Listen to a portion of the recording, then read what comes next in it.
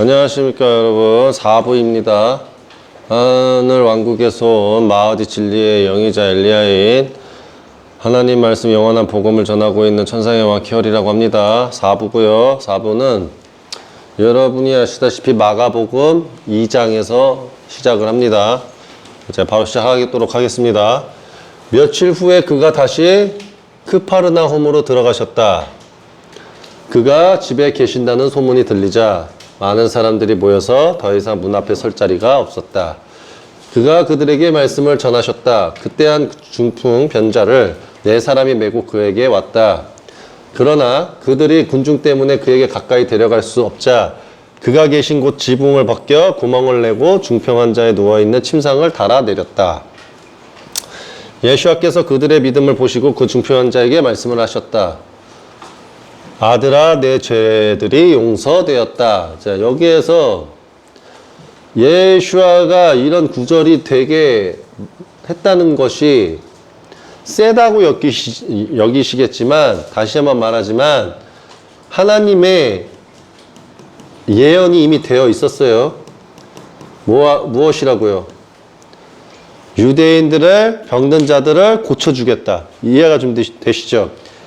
임마누엘이라는 영이 대단해서 다치고 죽은 자를 막 부활하고 다친 자를 치료하고 했던 게 아니라 그냥 하나님께서 예언을 하셨고 그 예언으로 말미암아 하나님께서 권세를 예수한테 잠깐 주신 거예요. 천사장하고 천사는 육으로 태어나면 웬만하면 능력을 거의 쓸 수가 없어요. 근데 만약 쓴다고 치면 하나님 허락 없이 쓰면 큰일 나요. 이게 이해가 좀 되시죠? 그래서 하나님께서는 미리 예언하신 부분 때문에 예수아가 능력을 썼던 거예요. 그래서 그 믿음을 보신 다음에 먼저 하나님께서 허락을 하시면 그 중풍 환자에게 말을 하는 거예요. 아들아라는 말은 누가 할 수 있냐면 하나님하고 주들이 할 수 있어요. 주.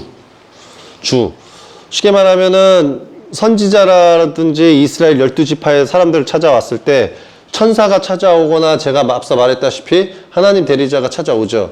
그러면 당연히 여호와 야훼님의 명령의 뜻에 따라서 그들한테 능력을 주거나 아니면 그들을 살리거나 어떤 권세의 능력을 쓴단 말이에요. 이해가 좀 되시죠?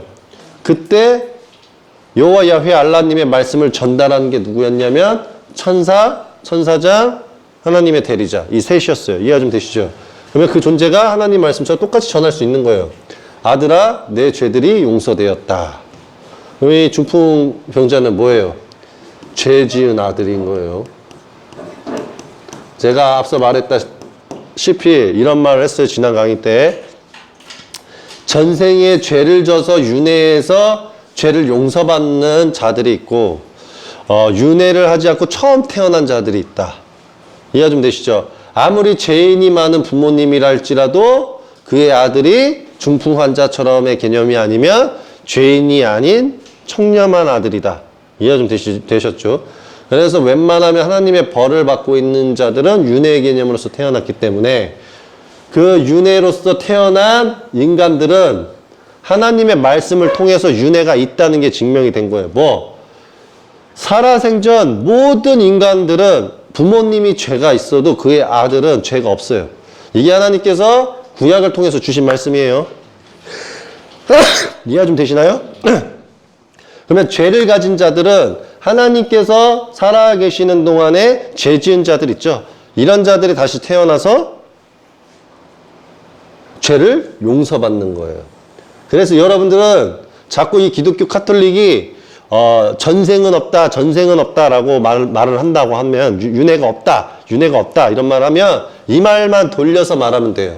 그러면 내가 묻겠소. 아들아, 내 죄들이 용서되었다라고 하였는데 이 중풍 환자는 태어났을 때부터 죄가 없이 태어나는 것이 하나님의 말씀인데 이 자는 그러면 왜 죄가 있었고 왜 하나님께서는 이 사람을 두고 아들아, 내 죄들이 용서되었다 라고 하신 겁니까? 무슨 죄를 졌다고 이렇게 간다고. 이해가 좀 되세요? 태어났을 때부터 장애를 가진 사람이 있고 태어나고 나서 중풍 환자가 된 케이스가 있는데 웬만해서는 거의 태어날 때부터지. 이해 좀 되시죠? 그래서 이 말 구절 한 구절이 많은 걸 생각하게끔 여러분들을 만들어줘야 돼요. 아들아, 내 죄들이 용서되었다. 이 말은 중풍 환자라든지 장애를 가지고 태어났으면 죄를 가졌다가 되는 거야. 죄. 그럼 이 죄는 뭐다? 전생의 죄. 전생의 죄를 가진 사람들의 가족을 보면요. 전생의 죄를 가질 법하게 행동을 해요. 예를 들어서 하나님을 저주한다든지 여호와 야훼님을 욕한다든지 온갖 나쁜 행동은 다 해. 그래서 자기 친척이라든지 누군가가 이렇게 죄들이 있어. 이해가 좀 되시죠? 거기에 앉아있던 서기관 좀 몇 사람이 그들 마음속으로 생각을 했대요. 마음속으로 드러낸 것도 아니고 마음속으로. 그래서 마음으로 뭐라고 하냐면 어떻게 이 사람이 이렇게도 하나님을 모독한 말을 하는가. 이거는 서기관이라고 하면은 결국에 뭐예요? 종교 출신 사람이에요. 제사장 바리새인 서기관 이렇게 불리는 것처럼 목사, 신부, 장로, 권사, 집사, 전도사라는 개념처럼 이 사람들이 속마음으로 어떻게 이 사람이 하나님만 하실 수 있는 말을 하면서 모독할 수 있는가라는 말을 하는 거예요. 그럼 이 말은 뭐냐면 그냥 사람에 의한 자라서 영 진리를 아무것도 모르니까 그냥 지 생각 말한 거예요. 이해 좀 되시죠? 왜? 유대인도 똑똑한 애가 있고 똑똑하지 않은 애들이 있어요. 똑똑한 자들은 그냥 그동안 유대인 자신들이 만나왔던 게 천사 아니면 천사장 아니면 하나님 대리자라는 걸 깨달았단 말이에요. 그걸 깨달으면 예수야가 저런 능력을 쓰는 것도 뭐 아무런 것도 안 느껴져. 왜? 엘리야 때 한번 보세요. 엘리야 때는 태풍을 타고 다녔어. 그러면은 이거는 뭐냐면 엘리야는 하나님인 거야. 그들의 논리대로. 야, 태풍 슉. 자, 봐라. 나 태풍 스케이트보드처럼 탄다. 스케이트보드 슉. 봤냐? 이거는 태어나서 아무도 할 수 없는 거야. 나밖에. 이런단 말이야. 그러면 엘리야가 하나님이야? 엘리야가 하나님인가요? 아니에요. 성경에서 나온 대로 써져 있다 보면 엘리야는 태풍 타고 다녔어. 이해가 좀 되세요? 태풍 타고 슈 멀리 어디 가버려. 그러면 엘리야는 뭐예요? 완전 하나님이네, 하나님. 그렇게 따지면. 그러니까 이렇게 엘리야를 겪고도 예수와 임마누엘이 그냥 저 정도의 예를 들어서 중풍 환자를 낫게 해주는 게 그게 큰 게 아니에요. 이해 좀 되시죠? 왜? 죽은 사람을 살리는 거는 예수아가 처음이 아니야, 여러분. 이해가 좀 되세요? 죽은 아이를 살린 거는 구약에 다른 선지자도 있어. 다른 선지자도 아이가 죽었는데 거기다가 생명을 불어넣어. 누가 보면 뽀뽀하는 줄 알지. 비유처럼 그래갖고 아이가 살아나. 그래갖고 이제 막 애엄마가 난리가 나요. 오, 감사합니다. 이런다고. 그 누구 거 같으세요? 엘리야입니까? 엘리샤입니까? 그 개념이에요. 그러니까 사람들은 만약에 죽은 자를 부활시키는 게 대단하다고 치면 엘리샤의 스승 엘리야님은 더 대단한 거고 그의 제자 엘리샤도 예수아님급이라는 걸 깨달아야지. 무슨 말인지 아시겠죠? 그러니까 유대인은 예수아의 기적이 매일같이 봐왔던 것이라서 그렇게 뭐 대단하지가 않았어. 이해가 좀 되세요? 했다 치더라도. 왜? 예수아가 나사로를 부활시켰을 때 유대인이 뭐라 그랬냐면 엘리샤 때 했던 거네. 그냥 이랬다고. 무슨 말인지 아세요? 엘리샤 때 했던 거네. 뭐 저게 뭐 대단하다는 거야. 그러면 뭐 하나님이야? 그럼 엘리샤도 하나님이냐? 이렇게 갔다고.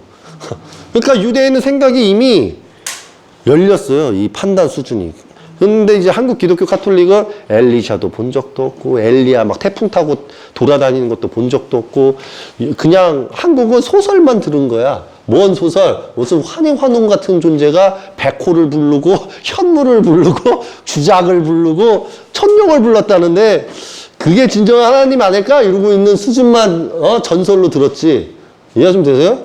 이렇게 태풍 타고 다니는 인간을 본 적이 없거든. 그래서 하늘에서 있는 존재들은 예수와의 부활도 그렇게 다가오지가 않아요. 근데 내가 여러분한테 아직 엘리샤 강의도 시작 안 했기 때문에 예수와의 부활의 능력과 이런 중풍 치료하는 거는 엄청 세 보인단 말이야. 근데 구약에서 이미 유대인 선지자들이 해왔던 행동들이에요. 그걸 먼저 알고 가셔야 돼요. 이해가 되시죠? 하나님 한 분 외에는 죄들을 용서할 수 있는가? 아, 용서할 수 있죠. 이미 구약에 있는 선지자도 죄 용서하고 댕겼어요. 여러분한테 아직 안 알려드렸어요. 성경 구절로. 즉시 예수께서 그들이 어떻게 생각하는 것을 그의 영으로 알아차리신 다음에 그들에게 말씀하십니다. 왜 너희 마음속으로 그런 생각을 하느냐? 하나님께서는 나와 함께 계시고 하나님께서 나를 통해서 뭐든지 하실 수 있다는 것은 너희들이 알지 않느냐? 너희는 유대인이므로 라는 말 했다고요. 중풍병자에게 내 죄들이 용서되었다라고 말하는 것과 일어나 내 침상을 들고 걸어가거라 라고 말하는 것 중에 어느 것이 더 쉽겠느냐? 내 죄들이 용서되었다가 더 쉽죠. 그가 중풍병자에게 말씀하셨다. 그러나 인자가 땅에서 죄들을 용서하는 권세가 있는 줄은 너희를 알게 하려고. 자, 여기서 이제 말을 해요. 뭐라고 합니까? 예수아가 이렇게 말해요. 그 인자가 땅에서 죄들을 용서하는 권세가 있는 줄을 너희로 알게 하려고. 자, 하나님께서는 인자를 통해서 일을 하신다는 것을 인간한테 다시 이해를 시켜주는 거예요. 이 말은 뭐냐면 이거예요. 야, 유대인의 12지파 중에 하나에 속이거나 넌 아직도 모르겠느냐? 그러니까 서기관이 그런 말을 했어요. 무엇을 말이오이까? 라고 했을 때 예수가 뭐라고 했냐면 너는 하나님께서 인자를 통해서 일한다는 것을 듣지 못하였느냐? 인자를 통해서 기름 부음을 한 다음에 인자를 통해서 그동안 죄들을 용서하셨고 너희들을 죽은 자까지 살리셨다. 너희는 그것을 모르느냐? 너 진짜 유대인 맞냐? 너 혹시 로마 피 섞인 짝퉁 아니니? 이랬다고. 그러면 로마 피 섞인 짝퉁은 잘 몰라. 근데 진짜 유대인 정통파 막 존재들은 알았다고. 뭐를 알아요? 내가 분명히 말했죠. 파르시인이 있고 사두개인이 있다. 사두개인은 알았어. 뭐를 알았어? 사두개인은 다윗 전부터 엘리야까지 다 거친 애들이야. 그러니까 예수아가 인자가 땅에서 죄를 용서하는 권세가 너희들 중에 알게 하려고 한다라고 했었을 때 저거를 행동했던 게 엘리야고 엘리샤야. 그래서 엘리샤도 어린아이들을 통해서 누구를 통해서도 네 죄가 용서되었다. 네 죄를 용서해 주마. 너는 다시 살아나거라. 이랬단 말이야. 그거를 겪었던 게 누구냐고. 사두개인. 사두개인이에요. 그러니까 예수아는 이걸 말한 거야. 과거 때 나를 제외하고도 많은 인자들이 기름 부음을 받거나 하나님의 영을 받고 많은 사람들의 죄를 용서를 해주고 부활시켰던 것을 너를 모르느냐? 이 말을 다시 리플레이 한 건데 유대인이 못 알아들은 거지. 이해가 좀 되시죠? 내가 내게 말한다. 일어나 내 침상을 들고 집으로 가거라. 이제 두 번째 말을 한 거예요. 내가 네 죄를 용서했으니 네 죄가 사라졌으므로 네가 나았다. 그러니 일어나서 네 침상을 들고 집으로 가거라. 이렇게 말을 한 거예요. 그러자 그가 일어나서 즉시 침상을 들고 모든 사람 앞에서 나갔다. 그래서 그들 모두가 놀라 하나님께 영광을 돌리며 아주 올바른 거예요. 하나님께 영광을 돌려야 되죠. 우리가 이런 일을 결코 본 적이 없다라고 말하였다. 그가 다시 바닷가로 나가시자 온 군중이 그에게로 오니 그들을 가르치셨다. 그리고 그가 길을 지나시다가 할파이의 아들 레비가 세간에 앉아있는 것을 보시고 그에게 말씀하셨다. 나를 따르라. 그러자 그가 일어나 예수아를 따랐다. 이게 누구겠어요? 할파이의 아들 레비 세간이 앉아있는 것을 보시고. 네.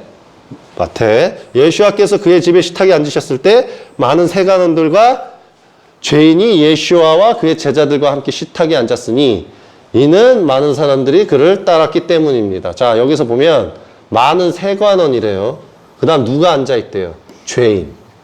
자, 예수아님의 근처에서는 무율법 통치자, 로마 통치자의 세관원, 헤롯 왕의 무율법 헤롯 왕의 통치자의 세관원 늘은 죄인이라고 여기셨고, 그래서 그 말이 있는 거예요. 뭐라고요? 첫째 아들과 둘째 아들 비유를 했을 때 첫째 아들은 창녀와 세간원인데 그들이 너희 둘째 아들 제사장 바리새인 목사 신부 장로 권사 집사 전도사보다 천국에 더 빨리 가리라 라고 했단 말이에요. 그러면 여기에서 나와 있는 많은 세관원들은 첫째 아들의 세관원인 거예요. 이해하면 되시죠? 그러면 죄인은 누구야? 창녀와 같은 자들, 도둑질한 자, 살인한 자, 그런 애들을 죄인이라고 불러요. 그러니까 예수님은 자꾸 첫째 아들과 둘째 아들을 비유 삼아서 둘째 아들을 살려주려고 노력했는데 둘째 아들이 거부하고 첫째 아들 세간원관하고 죄인들이 자꾸 받아들이니까 혼인잔치를 통해서도 초대를 했을 때 많은 죄인들이 먼저 오잖아요. 그래서 예수님 옆에는 대부분 무율법주의자 죄인들하고 나라에서 잘못 배워서 교육받아서 죄 짓고 있었던 이런 세관원, 공무원들이 제일 먼저 예수님 옆에 있었다고. 근데 이방인은 저주받아가지고 공무원 출신 중에 하나님 선지자한테 오는 케이스가 없어. 그래서 이 나라는 저주받아도 한참 저주받은 나라예요. 이해가 좀 되시죠? 왜? 하나님께서의 마지막 시험은 뭐라 그랬어요? 예수와는 기적을 보여줘서 많은 사람이 따르게 했지만 최후의 날은 말씀으로만 시작이 돼요. 그래서 예수와가 신약에 대고 말을 하잖아요. 하늘 왕국의 복음이 만 세상에 알려졌을 때 하늘 왕국이 너희에게 올 것이다. 무슨 말인지 아시겠죠? 그게 지금 이루어지고 있는 거예요. 파루시인과 서기관들이 그가 죄인들과 세간원들과 함께 음식을 먹는 것을 보고 그의 제자들에게 말하였다. 왜 그는 세간원들과 죄인들과 함께 먹소? 이미 이런 비유는 뭘로 말씀하셨어요? 포도원 농부죠. 포도원 농부가 있는데 거기에 있어서 첫째 아들이 있고 둘째 아들이 있고 막 이런 비유들이 하잖아요. 그러면은 포도원은 너희의 회당과 예루살렘 성이고 농부는 바로 너희들이다. 그럼 내가 너희들한테 묻겠다. 니들이 말하면 나도 말하겠다. 첫째 아들이 있다. 그는 안 가겠다고 했고 갔다. 둘째 아들이 있다. 그는 간다고 해놓고 해서 안 갔다. 그러면 여기서 누가 제일 믿음 있는 아들이냐? 그러니까 첫째 아들이다. 그러면 창녀와 세간원들이 먼저 천국에 간다. 그걸 이루게 하는 말들인 거예요. 근데 얘네들은 깨달음이 부족해서 왜 세간원들과 죄인들과 함께 먹소? 그러니까 예수께서 이 말을 들으시고 그들에게 말씀을 하셔요. 건강한 자들에게는 의사가 필요 없으나 병든 자에게는 필요하다. 자, 맞는 말이죠. 하나님께서 선지자를 보냈다고 치면 내가 너희에게 말하노라. 만약에 하나님께서 선지자가 오면 너희한테는 건강한 자들은 의사가 필요 없겠으나 당연히 죄인들이나 죄인들이나 잘못된 무율법 통치자를 따르고 세금을 걷어서 자신의 죄악들이 있는 자들은 당연히 하나님께서 오시면 그 필요로 하는 죄인들이 진짜 하나님이 계신 곳으로 찾아오지 않겠느냐라는 소리예요. 그래서 병든 자들은 필요하다. 내가 이렇게 말을 던진 거예요. 나는 의인들을 부르러 온 것이 아니라 죄인들을 부르러 왔다. 여기서 이제 보면 예수님은 누구를 부르지 않아요. 의인을 부르지 않는 거죠. 왜? 의인은 의인대로 노력을 할 것이기 때문에 부를 필요가 없지만 죄인들은 앞서 말했다시피 세례자 요한하고 예수아가 물세례와 성령 불세례를 통해서 죄를 사함시켜 줄 수 있기 때문에 나는 죄인을 위해서 왔다. 하지만 실상은 뭐다? 하나님 예언을 이루기 위해서 왔다. 하나님의 예언. 하나님께서 주신 예수아에 대한 예언. 예언을 이루기 위해서 왔다. 자, 이 뜻이에요. 자, 요한안의 제자들과 파르시인이 금식하고 있었다. 그때 사람들이 와서 그에게 말하였다. 항상 하나님이 보내신 선지자 옆에 제자가 있으면 교회, 성당, 포도원, 농부들, 과수원 농부들이 가만히 두질 않아. 그 사람을 꼭 죽이고 싶어요. 그러니까 와서 계속 가라지 누르 뿌리는 거야. 요한안의 제자들과 파르시인들은 금식하는데 당신들의 제자들은 왜 금식하지 않습니까? 그러니까 이제 예수아가 계속 가라지 누르 뿌리고 방해하는 말만 하니까 예수아가 뭐라 그래요? 혼인집에 신랑 친구들이 신랑이 그들과 함께 있는 동안에는 금식할 수 있겠느냐? 맞는 말이죠. 자, 하나님이 내 안에 계셔. 근데 내 안에 계셔가지고 오신 목적이 뭐야? 하나님의 예언을 이루는 거죠. 하나님의 예언을 이루는 건데 하나님께서 예언을 뭐라고 하셨어? 죄인들을 죄를 사함을 시켜준다고 했잖아. 어디에서? 예레미야에서, 어디에서? 스가랴에서, 어디에서? 이사야에서, 어디에서? 시편에서, 어디에서? 뭐 수많은 선지자들의 서에서. 그러니까 그것을 통해서 하나님께서 지금 내 안에 계시고 하나님의 예언을 이루기 위해서 지금 혼인잔치를 벌이셔가지고 죄인들이 지금 나한테 왔었을 때 어찌 금식을 하겠느냐? 당연히 먹고 즐겨야지. 지금 이런 말을 하는 거예요. 그래서 신랑이 그들과 함께 있는 동안에는 금식할 수 없다. 이게 맞는 말이에요. 하나님께서 금식을 만들었던, 율법을 만들었던, 절기를 만들었던 그 만든 목적이 뭐예요? 하나님을 기억하고 하나님이 주신 법규와 규례와 이런 개념을 지키기 위해서잖아. 근데 하나님이 지금 예수와 안에 진리의 영으로서 계시고 천사들도 예수와를 통해서 예언을 이루고 있어. 그러면 절기가 왜 필요해? 필요 없어요. 당연히 금식이 필요해? 필요 없어. 왜? 하나님이 계셨을 때는 모두의 죄를 사하기 위한 예언을 이루기 위한 것이니까 금식이 필요 없지. 지금 혼인잔치가 계속 벌어져야지. 혼인잔치라는 건 뭐야? 예수와는 이걸 말하는 거예요. 내가 아버지 안에, 내가 너희 안에, 너희들이 내 안에 라는 혼인잔치를 지금 하고 있는 거야. 이해 좀 되세요? 내가 너희 안에, 너희가 내 안에, 내가 아버지 안에. 이게 지금 혼인잔치인데 이거를 하려면 당연히 죄인들을 죄를 사해주고 올바른 가르침을 줌으로써 이들이 내 안에 거하게 해야 되고 내가 쟤들한테 거해야 돼. 이게 혼인잔치야. 자, 부부는 뭐라 그러죠? 한 몸이다. 그쵸? 부부는 한 몸이죠? 부부는 왜 한 몸이라 그래요? 영으로 부부가 되니까. 그쵸? 그러면 아버지께 가는 거는 뭐예요? 예수와의 뜻에 따라서 부부와 한 몸이다라는 개념이 이루어지는 거야.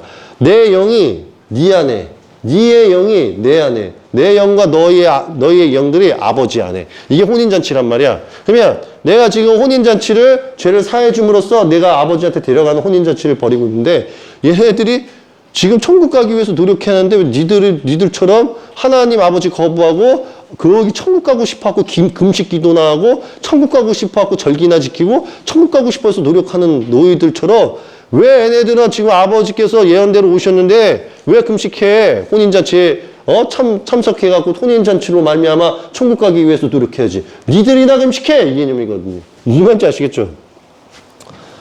그러나 이제 신랑을 빼앗길 날들이 오리니 그러면 그들이 그날에는 금식을 할 것이다. 왜? 하나님께서 이제 예언하시는 게 금지되는 시기가 오죠. 그게 예수아가 십자가 매달리는 시기인 거예요. 이해 좀 되셨죠? 아무도 새천의 조각을 낡은 옷에 대고 깁는 사람이 없다. 그렇게 하면 새로 된 조각이 그 낡은 옷을 당겨 더 크게 찢어지기 때문이다. 아무도 새 포도주를 낡은 가죽 부대에 넣지 않는다. 그렇게 하면 포도주가 가죽 부대를 터뜨려 포도주가 가죽 부대를 못 쓰게 되기 때문이다. 새 포도주는 새 가죽 부대에 넣어야 한다. 이것도 엄청난 비유 말이에요. 이해 좀 되시죠? 왜일까요? 자, 새 천 조각을 낡은 옷에 대고 깁는 사람은 없다. 그러니까 이게 이제 그런 것 같아요. 예를 들어서 하나님의 말씀이 있죠. 그쵸? 그러면 그거는 천 조각을 낡은 옷에 댄 다음에 깁는 사람이 없다. 그렇게 하면 새로 된 조각이 그 낡은 옷을 당겨 더 크게 찢어진다. 그러니 아무도 새 포도주를 낡은 가죽 부대에 넣지 않는다. 그러니 그렇게 하면 포도주가 가죽 부대를 터뜨리고 포도주와 가죽 부대를 못 쓰게 되기 때문이다. 그래서 새 포도주는 새 가죽 부대에 넣어야 한다. 이 말은 이제 포도주라는 것은 아까 말했다시피 포도원이 있으면 포도들이 있고 열매가 있죠. 그러면은 그것을 다 담아서 가야 되잖아요. 그러면 이것은 옛 것이라는 건 뭐냐면 쉽게 말하면 하나님께서 미리 말씀하신 것은 옛 것이라고 보면 자기가 들고 온 것은 새 것이란 말이지. 그러니까 내 말씀으로 말미암아 구원이 열리면 당연히 가죽 부대도 새롭게 열려야 되는 게 맞다. 그래서 내가 새 가죽 부대에 내 포도주를 담아서 나는 떠난다. 이 소리와 같은 거예요. 이해가 좀 되시겠죠? 그가 안식일에 밀밭 사이를 지나가게 하셨을 때이다. 그의 제자들이 길에서 이삭을 따먹기 시작하니 바리새인들이 그에게 말하였다. 보시오, 왜 그들이 안식일에 옳지 않는 일을 하고 있어? 그러니까 그들에게 말씀을 하셔요. 너희는 다윗의 동료와 함께 먹을 것이 없어서 굶주렸을 때 어떻게 했는지 한 번은도 읽지 못하였느냐라고 가르침을 줘요. 어떻게 그가 에브야타의 대제사장 때에 하나님의 집에 들어가서 제사장들 외에는 먹지 못하게 되어 있는 진열된 빵을 먹고 또 그와 함께 있던 자들에게도 주었느냐라고 던져요. 자, 이 말은 뭐냐면 이런 것 같아요. 자, 하나님께서 누구 안에 계셨어요? 임마누엘하고 다윗 안에. 다윗 안에 있어. 그러면 이 말은 지금 이런 가르침이에요. 야, 포도원 주인이 누구냐 이거지. 포도원 주인이 누구냐? 하나님이시다. 그러면 하나님께서는 지금 다윗 안에 계시다. 그러면 다윗 안에 임마누엘하고 하나님이 계시는데 하나님께서 다윗한테 말씀을 하셨다. 너 먹을 게 없더냐? 근데 다윗이 먹을 게 없습니다. 그럼 제사장이 있는 그곳으로 가서 거기 제사장들만 먹을 수 있는 빵은 결국 내가 주는 빵이니 너는 가서 그 빵을 먹어라라고 한 거야. 근데 하나님의 율법에 있어서는 절대 있을 수 없는 일이야. 이해 좀 돼요? 그러니까 지금 여기에서 예수와의 가르침은 이거예요. 너희들이 과거의 다윗이 하나님이 함께 있었다는 것을 믿느냐? 그러면 다윗 안에는 하나님께서 계셨는데 다윗이 너무 배가 고파서 굶주리고 있었고 다윗을 따르는 사람도 배가 고팠다. 그러면 너희들이 말하는 그 포도원과 농부들이라는 건 결국 뭐냐? 포도원은 하나님의 것이고 농부들은 포도원을 잠시 맡고 있는 것이다. 그 하나님으로 말미암아 포도원에 있는 재산으로 제사장이 먹고 마시는 것이다. 그러면 다윗 안에는 하나님이 계시니 하나님께서 다윗이 배고프다고 하시는데 너가 먹을 게 정녕 없느냐라고 했을 때 만약 다윗이 없다고 하면 하나님께서 어디로 인도하시겠냐 이거야. 포도원, 교회 성당, 회당, 예루살렘 성 같은 곳에다가 보내는 거예요. 보내면 제사장들만 먹을 수 있는 빵들이 있는데 거기서 하나님이 명령을 하시는 거죠. 저 빵은 나로 바쳐진 것으로 말미암아 만들어진 빵이니 농부들도 먹어야 할 자격이 있지만 나 하나님이 다윗 너와 함께하고 있으니 너는 그 빵을 먹고 너를 따르는 자들도 나 하나님의 천사들이고 장군들이니 같이 먹어라라고 한 거야. 그러니까 여러분이 다윗에 있었을 때 여호와 천사들하고 막 천사들이 다윗의 장군과 병사도 들어가갖고 막 이방인들과 싸운 것처럼 이것도 다 천사기 때문에 다 같이 먹으라 그러면 다 같이 와라라라 먹는 거야. 그러면은 제사장의 교훈이 진리가 지식이 부족하면 이건 죄다 이렇게 갈 것이고 하나님께서 다윗과 함께하고 있다는 것을 믿는 제사장 바리새인이라면 저건 죄가 아니다. 하나님께서 먹으라고 하셨나 보다 하고 패스할 수가 있는 거야. 그런 거와 같이 나 예수와도 하나님이 함께하고 있는데 내가 안식일 날 때에 내 제자들이 너희들 포도원 농부들이 나한테 주는 거 하나도 없이 너희들이 나한테 상속자를 거부하고 나한테 주는 거 하나도 없고 내가 잘 것도 없는데 내 제자들이 안식일날 배가 고팠고 이삭을 주워 먹는 게 뭐가 문제냐 이 소리인 거지. 이삭을 주워 먹든 뭘 먹든 네가 상관하지 말아라 이 소리예요. 왜? 여기서 봐봐요. 먹을 게 없잖아요. 그러니까 어떻게 해요? 안식일에 옳지 않은 행동을 했다. 뭐를? 이삭을 따먹었다. 그러니 다윗이 동료와 함께 먹을 것이 없어서 굶주렸을 때 이렇게 먹었는데 무엇이 죄냐? 이렇게 던진 거예요. 그래서 그가 그들에게 말씀하신 거예요. 사람을 위하여 안식일이 있는 것이지 안식일을 위하여 사람이 있는 것이 아니다. 라고 가르침을 주는 거예요. 왜? 저 말도 이해를 못했거든. 이 말도 지금 이해가 안 간 거야. 왜? 권세가 넘쳐서. 예를 들어 생각을 해봐요. 내가 지금 당장 가가지고 똑같은 교훈 줄 수도 있어. 내가 지금 교회를 갔어. 근데 교회를 갔는데 얘네들이 예를 들어서 추수꾼 절기를 하고 있는 거야. 추수절 감사절을 하고 있는 거야. 추수감사제를 하고 있는 거야. 그럼 거기 먹을 거 많잖아. 그럼 내가 가서 우리 사람들 가서 문 땅 하고 들어가갖고 야 여기 먹을 거가 많다 먹어라. 그럼 먹은 거야 우리 애들이. 그러면은 걔네들이 뭐 하는 것이냐 경찰서 불러 막 경찰 불러. 그러면 내가 예를 들어서 어찌 경찰을 부르느냐. 너희들은 모르느냐 다윗의 일을. 다윗 때 제사장의 빵을 먹은 것과 예수아가 안식일에 이삭을 주워 먹은 걸 못 봤느냐. 나도 하나님과 함께 함시기 때문에 내 자녀들이 그거 추수감사절 먹는 거 너희들 그거 모든 것들 하나님의 것이므로 내가 먹으라고 하였다. 나를 고소할 것이냐? 그러면 얘네들 뭐랄 것 같아. 고소하고도 남아. 무슨 말인지 아시죠? 고소하고도 남아. 그러면 얘네들은 뭐야? 제사장 바리새인보다 더 심한 거야. 왜냐면 예수아는 진짜 착한 거예요. 왜 착한 거냐면 예수아는 하나님 예언의 뜻에 따라서 왔죠. 근데 이스라엘 12지파를 간구로서 구원을 해야 되기 때문에 진짜 예루살렘 성이라든지 그런 데 들어가서 빵 먹을 수 있었음에도 안 먹었어. 왜?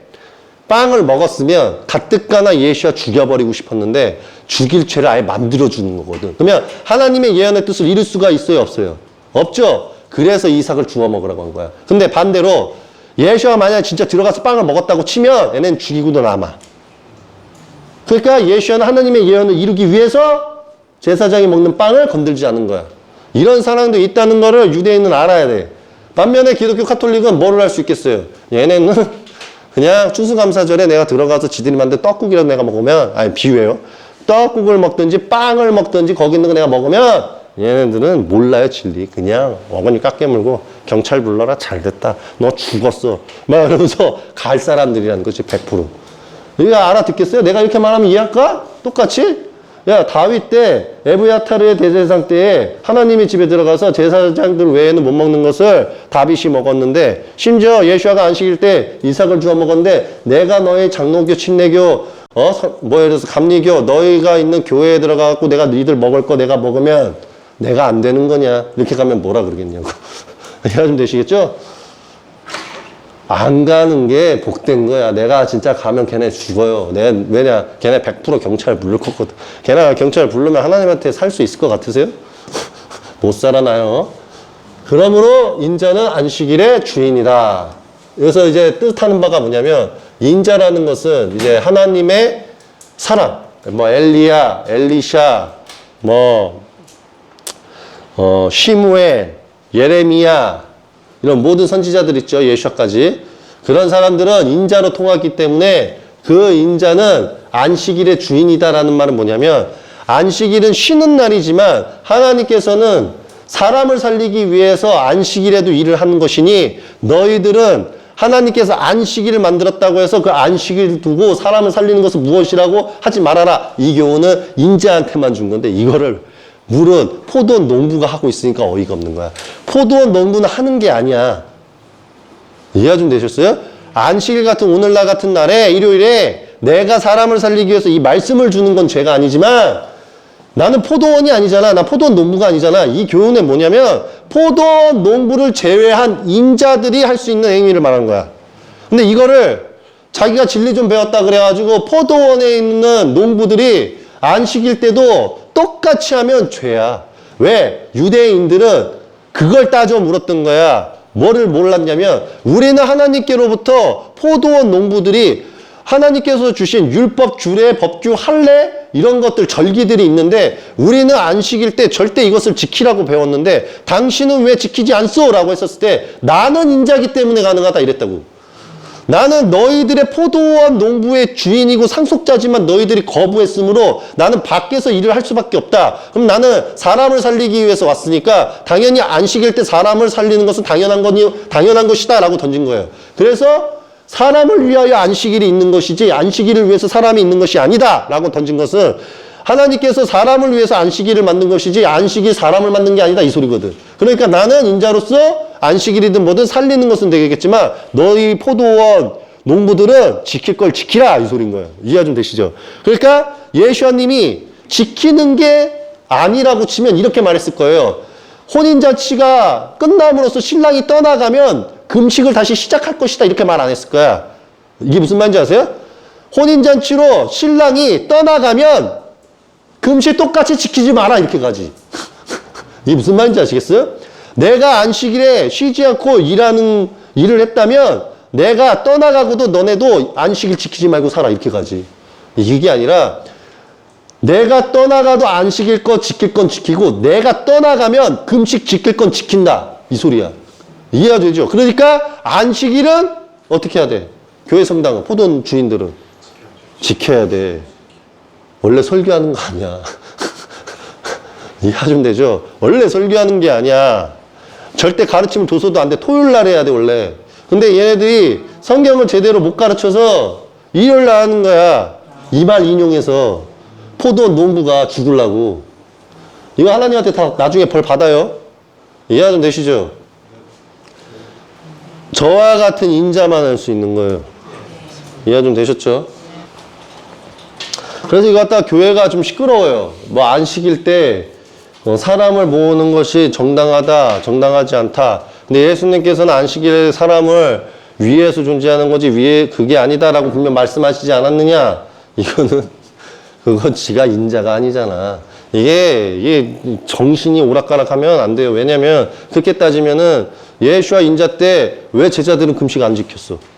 똑같은 거예요. 안식일 쉬라는 거는 법규 규례 하나님이 완전 정한 거기 때문에 지켜야 되는 거란 말이야. 근데 제사장 바리새인이 예수한테 따져 물었던 것은 하나님의 율법은 지키는 것이 당연한 건데 네가 아무리 다윗에 의해서 왔다고 해도 금식 기도는 지켜야 되는 거 아니냐라고 했었을 때 내 안에는 하나님이 계시고 니들이 금식하는 것은 천국 가기 위한 거고 니들의 죄를 사함받기 위한 것이고 니들이 행함으로써 천국 간다는 금식 기도에 대한 내용도 있는데 너희들 결국 그거 아니냐. 그러면 하나님께서 다윗에 의하여 온다는 게 하나님이 예언이 되어 있고 나를 통해서 구원받는다고 했고 나를 통해서 아버지한테 구원을 받는데 금식이 뭔 소용이냐. 내가 있을 때 혼인잔치에 신랑이 있을 때만큼만 먹고 즐겨도 되고 금식 필요 없다. 이게 같단 말이야. 그러니까 하나님께서 함께 가시는 인자를 통해서만 그게 가능한 거지 인자가 아닌 애들은 금식을 지키는 게 맞아요. 그러니까 이런 말 하잖아요. 내가 떠나가면 나로 인해 나의 제자들과 모든 사람도 금식 지킨다. 이해 좀 되셨죠? 이 말은 내가 떠나가면 너희들 안식일 지켜야 된다. 그 소리하고 똑같은 거예요. 근데 안식일 안 지키면 죽는 거야. 미리 말씀드리는 거예요. 그가 다시 바닷가에서 가르치기 시작하셨다. 많은 군중이 그에게 모여들어서 그는 바다에 떠있는 배를 타고 앉으셨고 군중은 모두 바닷가의 땅에 있었다. 그는 많은 비유로 그들을 가르치셨는데 가르치시는 중에도 이런 말씀을 하셨다. 들어라. 씨 뿌리는 자가 씨 뿌리러 나가서 씨를 뿌리는데 어떤 것은 길가에 떨어지니 새들이 와서 그것을 먹어버렸고 또 다른 씨는 흙이 많지 않은 돌밭에 떨어지니 흙이 깊지 않아 곧 싹이 나오나 해가 뜨자 타서 뿌리가 없으므로 말라버렸다. 이거는 다시 한번 말하지만 씨 뿌리는 비유는 두 가지예요. 뭐냐면 하나님께서 영을 부으시는 씨. 또 하나는 인자가 육체로 와서 육체로 말씀 씨 뿌리는 씨. 이게 무슨 차이가 있냐면 하나님께서 영을 딱 쥐어서 딱 뿌리면 영으로 뿌리는 씨는 사람으로 태어나. 근데 사람은 백지가 딱 돼버리면 영의 수준에 따라서 하나님의 길을 가는 자가 있고 안 가는 자가 있어. 근데 영의 수준이 높은 자는 자기의 존재 자체를 깨우치고 하나님의 말씀으로 다시 씨를 뿌려요. 그러면 사람으로 태어난 자들은 뭐가 문제냐면 왕국, 즉 전 세계 나라라는 게 200개국이 넘고 과거 때는 왕국이었잖아요. 왕국 교육을 딱 받다 보면 지 자신이 누군지 몰라. 영의 수준이 낮으면 그냥 지 자신이 부모님이 지어준 이름과 부모님의 삶 속에서 묻혀서 그렇게 살아가는 게 정답이라고 여겨. 그러면 이런 자들은 영의 수준이 낮은 거야. 그러면 영의 수준은 뭐냐? 예를 들어서 씨를 딱 뿌렸을 때 결과치가 나와. 말씀이라는 거는 씨 뿌리는 거와 같기 때문에 그 씨가 자라나는 거잖아요. 그러면 여러분이 자라나는 그 영향 속에서 씨가 들어오면서 같이 자라거든요. 그럼 거기에 따라서 여러분이 겨자씨 하나처럼 겨자 나무가 돼버릴 수도 있고 여러분이 그냥 타서 꺾어져가지고 다시 일상생활로 돌아가는 자가 있고 누구는 또 잘 자라서 뭐 예를 들어서 무궁화꽃이 될 수도 있고 뭐 연꽃이 될 수도 있고 다양한 개념이 된단 말이에요. 그래서 그 씨 뿌리는 것에 따라서 여러분이 사시거나 죽거나가 정해지는 그 씨 뿌림도 있다 이 소리예요. 이해가 좀 되시죠? 그래서 사람한테도 씨 뿌리는 비유라는 게 있고 하나님께서 뿌리시는 씨 뿌림이 있어요. 그래서 씨 뿌리는데 어떤 것은 길가에 떨어지고 새들이 와서 그걸 먹어버렸고 새들이라고 하는 것은 항상 그거예요. 하나님께서 새라고 비유하는 건 항상 이렇게 지도자라고 생각을 해요. 여러분이 보시면 FBI라든지 CIA라든지 미국 국방부라든지 이런 애들은 한국 국방부 애들은 상징이 독수리예요. 독수리. 이해가 좀 되시죠? 독수리. 독수리. 여러분 그거 아세요? 하나님 대적자들이 독수리 써요. 독수리. 자, 이해를 시켜드릴게요. 로마 지팡이가 뭐예요? 권세 지팡이가. 독수리예요. 이집트의 권세 지팡이도 뭐였는지 아세요? 독수리예요. 그래서 독수리 조각상 신이 있어, 이렇게. 이게 무슨 말인지 아세요? 두 가지가 있는데, 하나는 고양이 조각상이고 대가리. 그러니까 고양이 대가리 하나. 그 다음에 하나는 독수리 대가리 하나. 이해가 좀 되시죠? 그런 것처럼 되게 이 독수리가 맞물려. 그리고 뱀 새끼하고. 뱀, 독수리, 이거는 어긋나지 않아. 고양이하고. 이해가 좀 되죠? 고양이 대가리, 뱀 대가리, 독수리 대가리. 뱀 대가리는 이제 뭔지 아시겠죠? 제우스하고 헤르메스처럼 헤르메스 대갈통. 뱀 대가리. 그리고 독수리는 이제 나라 상징 대가리. 이 개념이라고요. 그래서 이런 자들이 와서 먹는다 이 소리지. 이 비유는. 이거 이해를 시키는 거예요. 그 다음에 흙이 많지 않은 돌밭에 떨어지니 흙이 깊지 않으므로 곧 싹이 나오나. 이게 흙이 많지 않다는 건 뭐라고 비유해야 되는지 아세요? 아브라함 생각하시면 돼요. 아브라함을 뭐라 그래요? 별처럼 많게 하고 흙처럼 흙먼지처럼 많게 한다고 하잖아. 그러면 사람은 여기에서 나오는 거야. 사람이 많은 곳에서 말씀이 뿌려지고 그 말씀을 받아들이면 영향가 있게 퍼지는데, 사람이 쥐뿔도 없는 데서 그걸 딱 뿌려버리잖아요? 안 자라나. 이게 지금 이게 흙이 없는 것 같은 거야. 이 정도 인원수는. 인원수가 좀 많으려면 한 수천, 수만 명 속에서 그걸 딱 뿌렸을 때 그게 알차게 자라나면서 이게 계속 퍼져나가야 되는데, 그게 지금 안 된다는 소리예요. 그만큼 자꾸 암탉이 자기 새끼를 모으려고 할 때마다 제사장 바리새인이 방해를 하죠. 그것 때문에 흙이 많지 않은 돌밭에 떨어져서 흙이 깊지 않아서 싹이 깊지 않으므로 곧 싹이 나오나 해가 뜨자 타서 뚜리가 없어짐으로 말라버렸다. 해라는 건 뭐예요? 이걸 이해시켜 드릴게요. 예수아가 말한 해는 통치자 말하는 거예요. 통치자, 이런 말 있잖아요. 나라에서 이런 말을 써요. 조선에서도. 태양이 둘일 수는 없다. 이게 무슨 말이냐면, 태양은 황제라고 칭해지잖아. 그러니까 이런 거야. 또 다른 씨는 흙이 많지 않은 돌밭에 떨어지는 거야. 그러니까 흙이 많지 않은데 돌밭이 있는데, 돌밭이라는 거는 이제 돌이라는 건 뭐겠어요? 장애물이잖아. 장애물이라는 거는 이제 감천도청하고 스파이. 쉽게 말하면 나라에 이런 계속 제사장 바리새인이 사람 보내가지고 막 그렇게 하잖아요. 그런 애들이 막 곁에 있으면서 이간질을 사람들한테 하면서 하니까 막 사람들이 많이 안 모이지. 그러니까 거기에다가 씨를 뿌려도 흙이 깊지 않아서 싹은 이제 조금 진리 좀 나올 것 같은 싶을 때에 정부가 나서서 황제 대통령, 통치자 해가 떠서 뭐 국방부를 동원하든 경찰 동원해가지고 아주 타서 그 사람이 뭐가 되기도 전에 싹을 잘라버린다 이 소리예요. 이게 이 비유예요. 근데 이게 사람들이 이 비유를 잘 몰라. 이게 천국의 비밀인데, 천국의 비밀에서 항상 예수가 했던 말이 이거였어요. 세상에서 조심해야 될 게 누군 줄 아냐? 해하고 새다 이런다고. 그러니까 제자들이 스승님 여기에는 국정원하고 스파이 없는 것 같은데 천국의 비밀 그냥 저희한테는 일러주신다고 했으니까 일러주시면 안 될까요? 그때 예수님이 여긴 안 써있어. 천국의 비밀 뭐라 그랬냐면, 통치자는 새다. 그래서 새는 통치자는 해와 새인데 새가 통치자는 아니다. 새는 뭐냐면 해한테 영향반을 받으면서 움직이는 애다. 그러면 이 새는 하늘에 올라서 뭐를 보냐? 만물을 본다. 쉽게 말하면 보세요. 독수리 새는 이렇게 높이 올라가잖아요. 우리가 산에 딱 올라가면 세상이 어떻게 작게 보이잖아. 거기에서 세상을 다 보는 거야. 무슨 말인지 아시죠? 세상을 다 보는 애들은 어떤 애들이나 보냐면요. 국방부, CIA, FBI, 경찰 이런 애들인 거야. 그러니까 얘네들이 독수리 눈처럼 하늘의 눈으로서 세상을 다 감시한다. 그 소린 거고. 이해 좀 되시죠? 새가. 그래서 이런 새가 계속 감시를 했다가 씨가 뿌려지면 그걸 뺏어서 먹으면서 쪼아 먹으면서 지가 계속 성장한다 이거야. 진리 지식이. 이해가 좀 되시죠? 이게 천국의 비밀이거든. 그 다음 해라는 건 뭐예요? 통치자.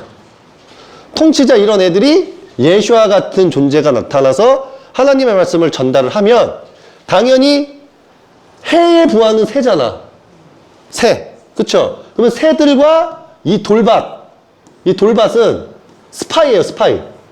그러니까 새들과 돌밭이 지식을 삼키거나 이 지식에 있어서 사람들이 싹을 자라지 못하게 가라지 누룩을 뿌린다고.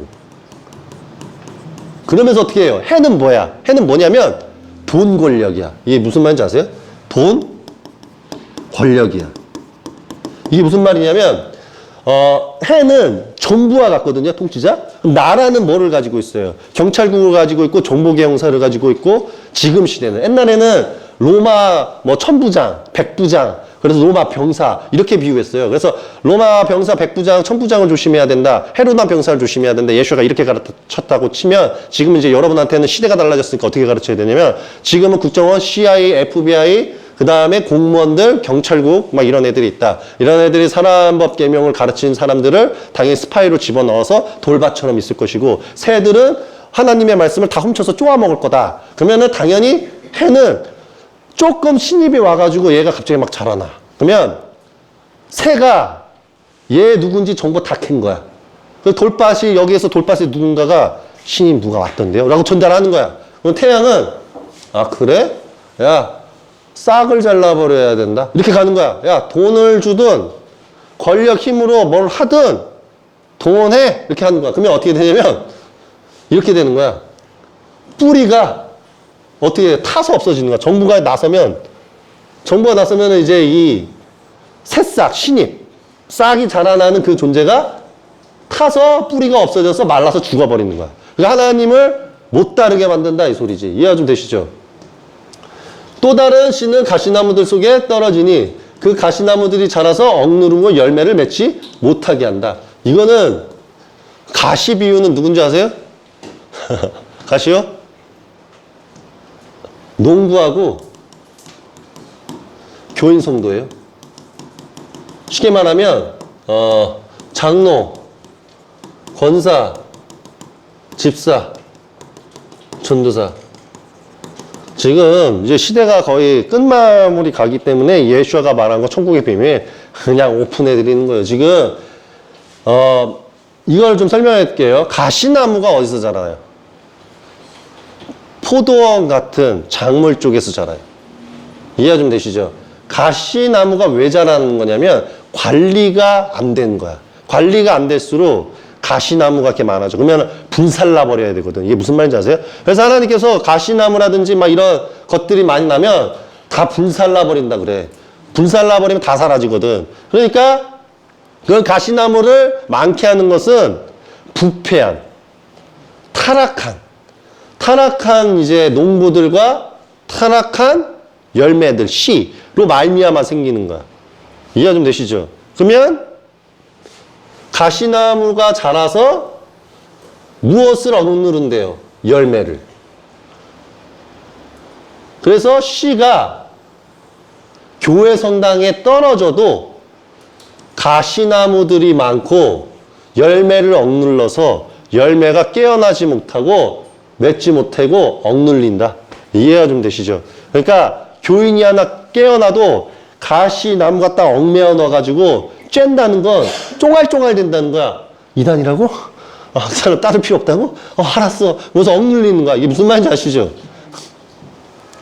또 다른 씨들은 좋은 땅에 떨어져 싹이 나고 자라서 열매를 맺으니 30배, 60배, 100배의 열매를 맺었다. 자, 좋은 땅이라는 것은 뭐겠어요? 아까는 정부의 영향력이 솔직히 없는 데가 좋은 땅이야. 무슨 말인지 아세요? 내 부모님이라든지 내 가족이라든지 내 친구라든지 예를 들어서 정부 관할이 없든지 뭐든지 간에 개입이 그렇게 많지 않은 것은 좋은 땅과 같이 정결 상태, 정결한 땅을 말하는 거예요. 생각이 좀 깨끗하고 온전한 사람들한테는 이 말씀을 주면 잘 자란다. 근데 이런 좋은 땅을 왜 없애는 줄 아세요? 천사들 때문에 그래. 혹은 나 같은 사람들 때문에. 왜? 여러분 살리려고 이거 가르쳐 주면 사탄은 이거 듣고 어떻게 할 것 같으세요? 이렇게 좋은 땅도 남기면 안 되겠다 이렇게 간다고. 아주 악한 놈들이라서 이 하나님한테 대적하는 것도 맴매 맞는 것도 아주 일을 잘 키우는 애들이야. 어차피 최후의 날이라니까 어차피 어느 정도 걔네들도 알고 있는 거니까 푸는 거예요. 자, 그리고 그가 말씀하셨다. 들을 귀 있는 자는 들어라. 그가 혼자 계실 때 그의 주위에 있던 자들이 12제자와 함께 그 비유에 관하여 물었다. 그가 그들에게 말씀하셨다. 하나님 왕국의 비밀이 너희에게 주어지나 저 바깥 사람들에게는 모든 것을 비유로 잊게 된다. 이미 지금 비유로 말한 거예요. 이게 이해가 좀 되시죠? 이미 비유로 말하는 이 비유. 한국의 비밀은 너희에게 주어졌으나 이건 뭐냐면 하나님의 왕국 복음이 선포되는 날에 하늘 왕국이 온다고 했죠. 저 비유를 지금 내가 여러분한테 알려드리는 거예요. 그래서 내가 다시 말하지만 세상의 악은 통치자고 세상의 악은 쉽게 말하면 과수원, 포도원, 농부들이에요. 걔네들이 하나님의 권세를 뺏어간 거야. 내가 말하는 거는 뭐냐면요. 여러분 위에는 하나님 외에 있을 필요가 없다고 주구장창 얘기하는 거야. 근데 여러분께서는 이런 말을 하는 거죠. 하나님이 지금 우리 눈앞에 없는데? 자, 하나님께서 우리 눈앞에 있을 때는 이미 끝난 거야, 세상은. 뭐라고요? 네, 세상이 끝난 거야. 그러면 우리는 하나님께서 오시기 전에 그걸 막는 게 목적이야. 그게 막는 게 뭐예요? 아니, 그렇잖아. 여러분, 하나님 나라가 쓰죠. 제가 여러분한테 약속할 수 있는 거 알려드릴까요? 플레이스테이션 5 여러분 집안에 공짜로 하나씩 다 들어가요. 닌텐도 스위치 2 여러분의 집안에 그냥 공짜로 다 들어가.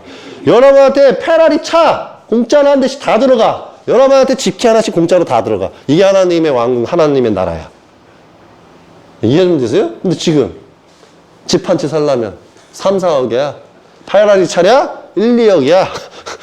닌텐도 스위치 2 80만 원이야. 플레이스테이션 5 60만 원대야. 꿈도 못 꿔. 그 돈이 어딨어요. 알바 빡시게 일해가지고 저게 뭐야 아끼고 있어야 그거 한 대 살까 말까인데. 이해 좀 되시죠? 이는 그들이 아무리 보아도 보지 못하고 아무리 들어도 깨닫지 못하여 그들이 돌이켜 용서받지 못하게 하기 위함이다. 자, 예수님하고 하나님이 이래서 무서운 거예요. 이게 뭐라고 합니까? 하나님께서, 예수님께서 이는 내가 비유로 말하는 이유를 말하고 있는 거예요. 내가 비유로 말하는 것은 악한 이들 있죠? 이거는 모든 국민들한테 하신 말씀은 아니고 저기 가라지 누룩, 악한 자들 있죠? 악한 자들하고 아무리 참된 말씀을 주어도 받아들이지 않는 교인 성도들한테 한 말이에요. 이게 뭐냐면 이는 그들이 아무리 보아도 보지 못하고 아무리 들어도 깨닫지 못하여 그들이 돌이켜 용서받지 못하게 하기 위함이다. 이렇게 말을 던져요. 이것도 왜 이렇게 한 거다? 하나님의 예언 때문에. 자, 그럼 이사야 6장으로 가볼까요? 얘네들 잘 만들었는지 한번 보도록 하겠습니다. 자, 내가 말하였다. 화루다. 내가 망했다.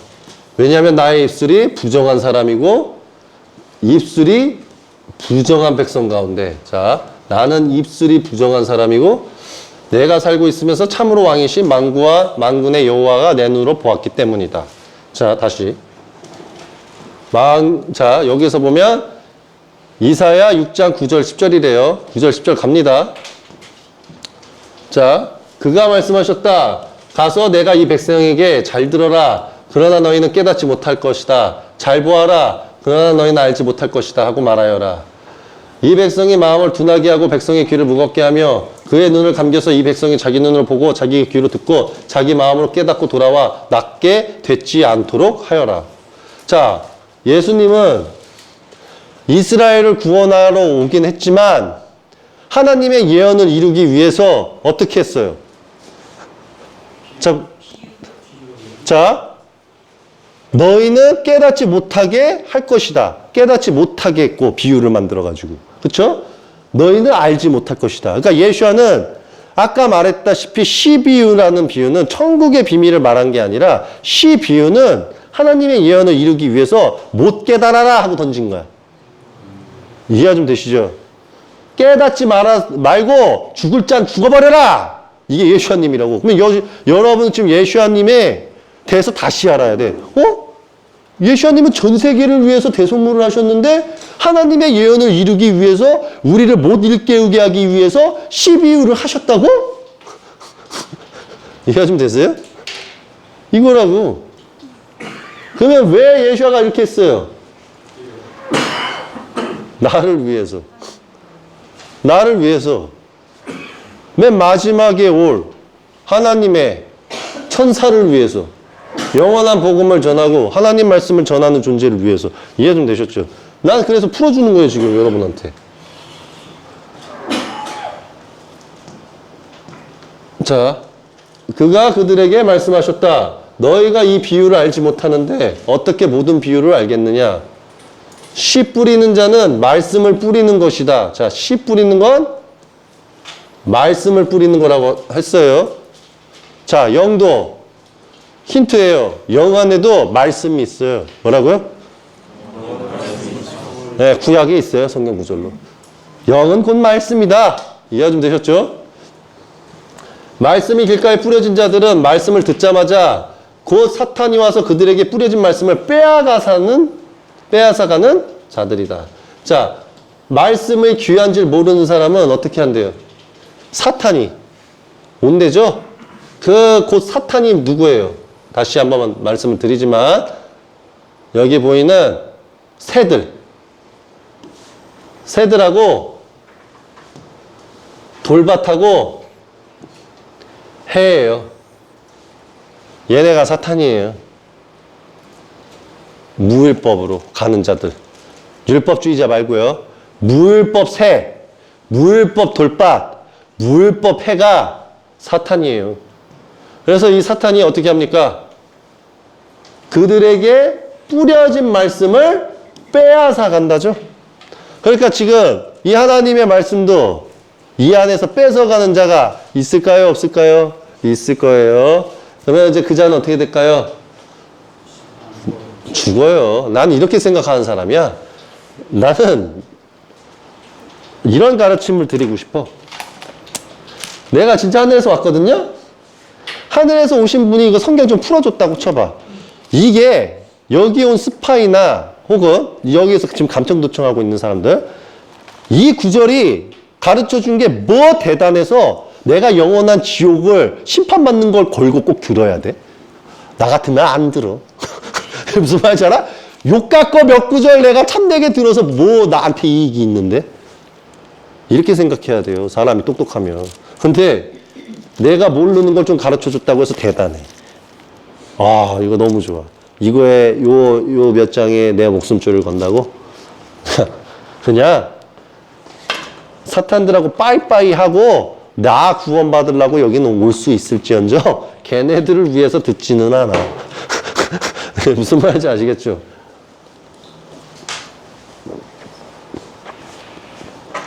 자, 돌밭에 뿌려진 자들은 말씀을 들을 때 즉시 기쁘게 받아들이나 그들 안에 뿌리가 없으므로 잠시 견디다가 후에 그 말씀 때문에 고난과 핍박이 있으면 넘어지는 자다. 자, 이게 무슨 말이겠어요? 자, 돌밭에 뿌려진 자들이라고 하죠. 자, 돌밭에 뿌려진 자들은 어때요? 그래서 내가 여러분한테 이 말씀을 드리는 거예요. 자, 흙이 많지 않은데 돌밭에 떨어뜨리죠. 그러면 흙이 깊지 않은 돌밭에서 뿌려진 것은 반대로 뭐냐면 여기에 스파이가 있으면 씨를 뿌리죠. 에? 그러면 돌밭이 이간질한다는 소리야. 어떤 이간질? 아, 오늘 힘들지 않냐? 무슨 말인지 알아요? 아, 여기 진짜 빡세. 아, 나 너무 진짜 어쨌든 최선은 다하고 있어. 이렇게 막 가라지 누르고 심잖아. 그러면 이제 최후의 날이 왔을 때에 하나님께서 시험을 하잖아요. 닭이 3번 울 때 너는 나를 3번 부정한다는 것처럼 그 시험을 딱 주면 도망가자고 도망간다는 소리야. 이게 무슨 말인지 아세요? 그 행위를 해서 죽는다는 거야. 이런 돌밭에 뿌려진 자가. 왜? 그 안에는 뿌리가 못 자라나게 돌밭이 만들거든. 이해 좀 되시죠? 그래서 사람 조심해야 된다는 거야. 이해 좀 되세요? 사람은 돌밭과 같아. 지 혼자 안 죽어. 좋은 싹이 딱 자라나잖아. 그럼 돌밭은 뭐냐면 봐봐, 이런 거와 같은 거야. 예를 들어서 돌밭 사이에 씨를 뿌려가지고 지금 뭐가 자라나. 그럼 돌밭 스파이는 어떻게 하냐면 이 뿌리를 돌로 그냥 박아. 그냥 뒤져! 그러고 이게 딱 짓눌러. 그러면 이거 천국 가려면 이 뿌리를 빼야 되거든. 이게 무슨 말인지 아세요? 나 이거! 그러면 돌밭이 같이 뒤져 이 새끼야 이러고 있는 거야. 너라고! 그러면 같이 뒤져! 그러니까 같이 죽는다는 소리야. 그래서 사람을 조심해야 돼. 무슨 말인지 아세요? 그 소리예요. 그리고 다른 씨들이 가시나무 속에서 뿌려진 자들은 말씀은 듣지만 세상의 염려들과 재물의 속임수와 다른 욕심이 들어와 말씀을 억눌러 아무런 열매를 맺지 못하는 자들이다. 내가 아까 가시나무가 뭐라 그랬죠? 농부, 교인, 성도. 이런 사람들한테는 뭐가 있어요? 자, 세상의 염려를 말해요. 야, 거기 사입이 이단이래.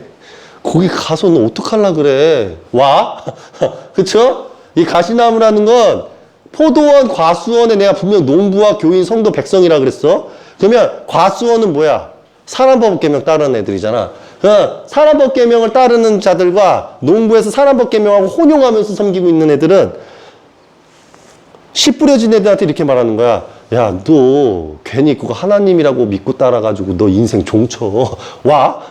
거기가 어딘 줄 알고 함부로 가. 너 인생 그렇게 된다니까. 세상 염려를 주는 거야. 그리고 또 하나는 재물로 속여. 어떤 식으로? 야, 내가 지금 일자리 구해줄게. 너 거기 가서 일하잖아? 기술로 250 벌어. 너 250 벌고 사는 게 낫지. 어디 가서 고생하고 있냐? 이 말 던진다는 거야.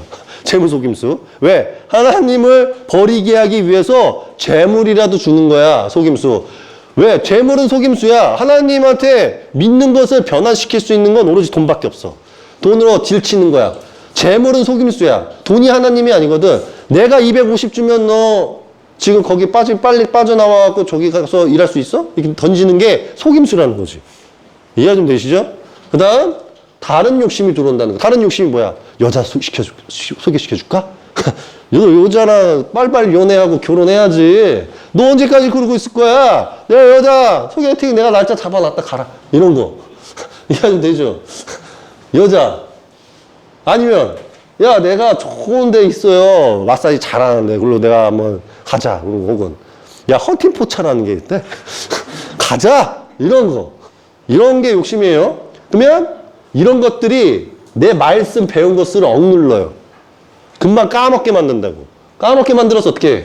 아무런 열매도 맺지 못하는 자가 된다. 이해가 좀 되시죠? 그러나 좋은 땅에 뿌려진 자들은 말씀을 듣고 받아서 30배, 60배, 100배의 열매를 맺는 자들이다. 그래서 좋은 열매를 맺으려면 좋은 땅이 필요해요. 그래서 돌밭에도 좋은 땅이, 그러니까 씨를 뿌릴 때 신입이 오면 원래 구별을 해가지고 이 반을 만들어 놔야 돼. 좋은 땅 반, 돌밭 반, 여기 가시나무 반 이렇게 해놔가지고 사람을 딱 분별해서 이쪽 이렇게 구별해 줘야 되는 거야. 이거 원래. 이해가 좀 되시죠? 그렇지 않으면 다 죽어. 자, 그가 그들에게 말씀하셨다. 누가 등불을 가져와서 말 안에나 침상 아래에 두겠느냐? 등잔대 위에 두지 않겠느냐? 곡식 액체 가루 따위에 분량을 재는 데 쓰는 두 말은 열대. 뭐 이런 개념으로서 등불을 가져와서 말 아래나 침상 아래에 두겠느냐? 등잔대를 위에 두지 않겠느냐?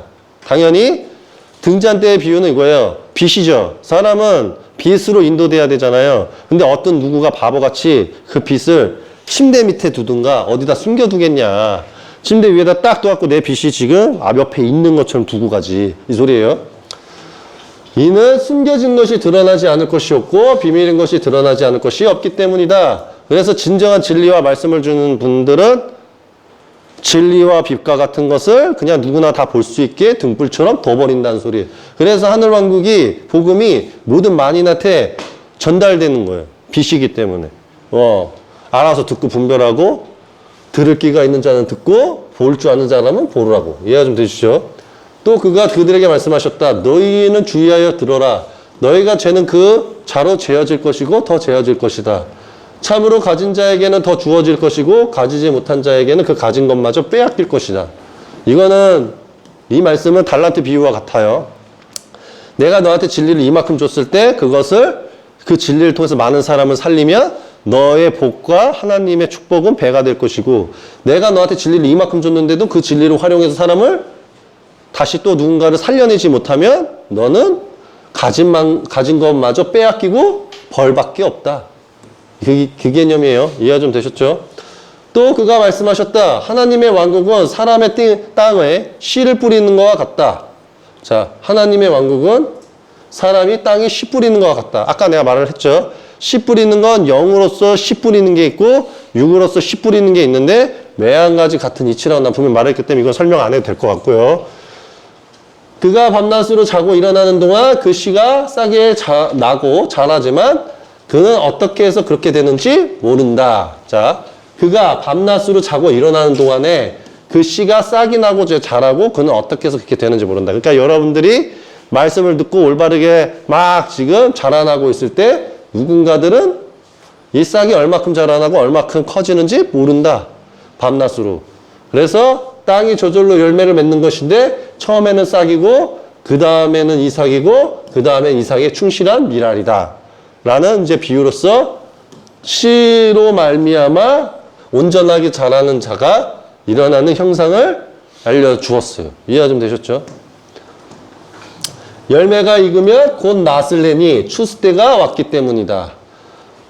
또 그가 말씀하셨다. 그러니까 이게 무슨 말이냐면 예슈아라고 해서 무조건 구원이라는 개념은 아니에요. 예슈아님을 통해서도 씨가 뿌려지게 되면 그 씨로 말미암아 온전히 배워진 자들 있죠. 그 자들만 추수해서 데려간다는 뜻이에요. 지금 예슈아 시절에는 예슈아를 믿었다고 해서 모두 구원받는 게 아니에요. 그래서 지금 기독교 카톨릭이 잘못 가르치는 거예요. 예슈아를 믿었다고 해서 무조건 구원받는 게 아니라 예슈아님의 말씀을 통해서 이 시절 때 1세기 지금 2025년을 말하는 게 아니라 저 예슈아가 있었을 때 그 1세기 경에도 씨 뿌리는 비유를 말을 함으로써 이 씨로 말미암아 좋은 땅에서 너희들이 수확할 수 있는 좋은 열매를 맺을 수 있는 그런 존재가 된다고 치면 추수꾼의 그 천사들이 나 예슈아를 통해서 말씀을 배운 너희들을 추수해 갈 것이다. 지금 이 소리예요. 이해 좀 되시죠? 우리가 하나님 왕국을 어디에다 비교하며 또 어떤 비유로 설명할까? 그래서 열매가 익으면 곧 낫을 되니까 나 예슈아를 믿는 유대인들아 온전하게 자라나라. 이 소리예요. 그것은 겨자씨와 같아서 땅에 뿌려질 때는 땅의 모든 씨 중에서 가장 작은 것이다. 그러나 뿌려지고 나서는 자라서 어떤 풀보다 커지며 큰 가지들을 내어서 하늘의 새들이 그늘에 깃들 수 있게 된다.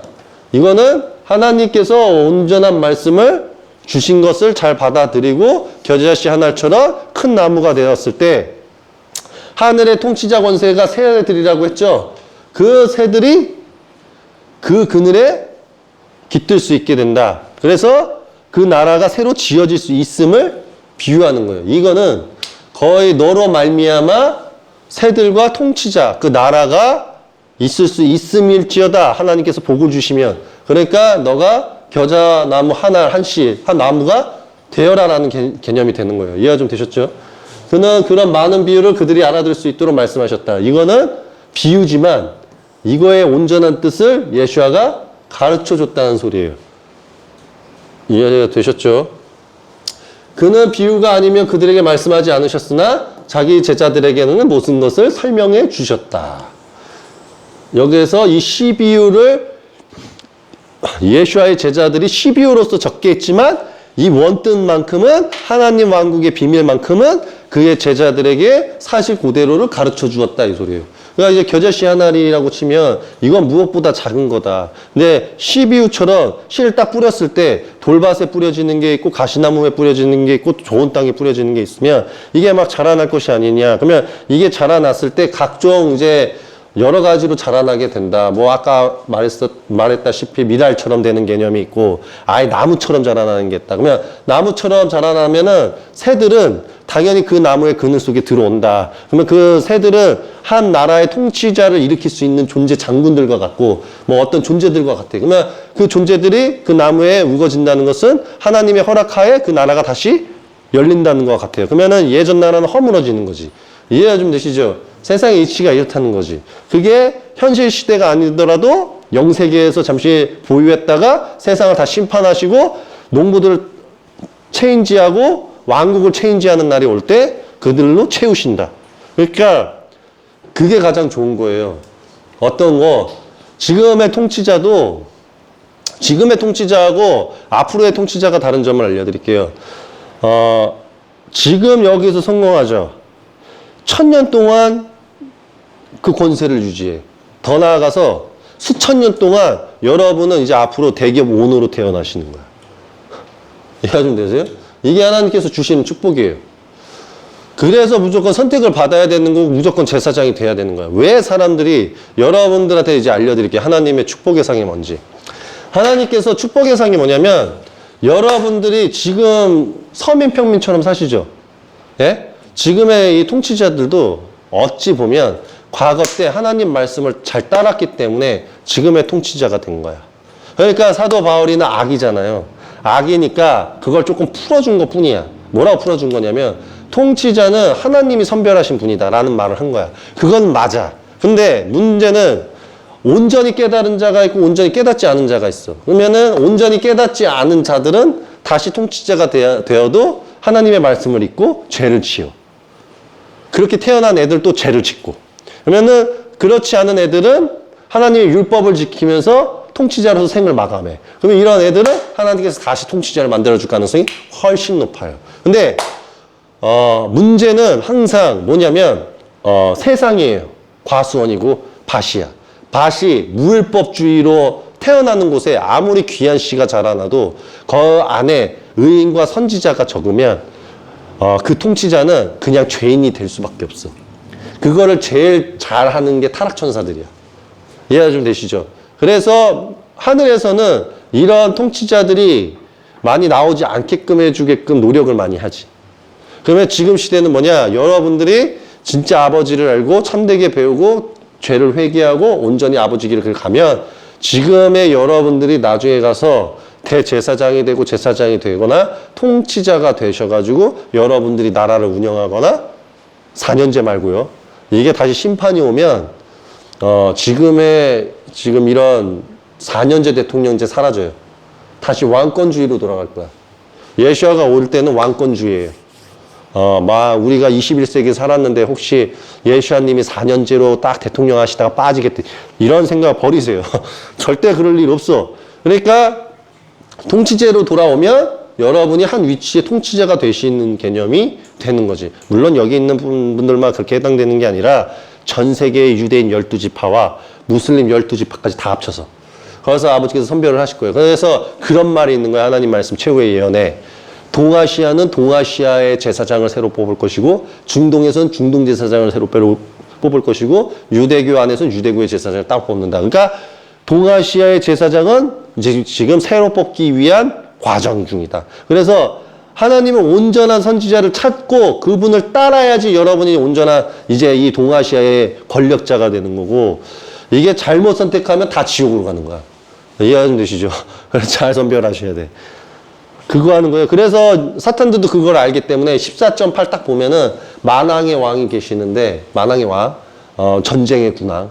전쟁의 군왕이 있으신데 이분이 12지도자를 뽑으시고 이 동아시아를 파괴시킨 후에 자기의 부하들을 임명하신다 이렇게 말을 하잖아요. 그게 성경 인용한 거야. 이게 무슨 말인지 아세요? 근데 이걸 지금 나쁜 쪽으로 표현한 거지. 실상은 하나님께서 이 동아시아를 다 예를 들어서 살릴 수 있으면 구원하실 거면 구원하실 거고 만약 심판이 오신다고 치면 심판으로 다 불살라진다고 치면 하나님의 온전한 말씀을 따르는 사람들은 제사장의 이제 왕들이 돼가지고 불살라지는 곳에 다시 완전 이제 새롭게 해가지고 영하다 다시 임명하신다. 그렇게 이해하시면 돼요.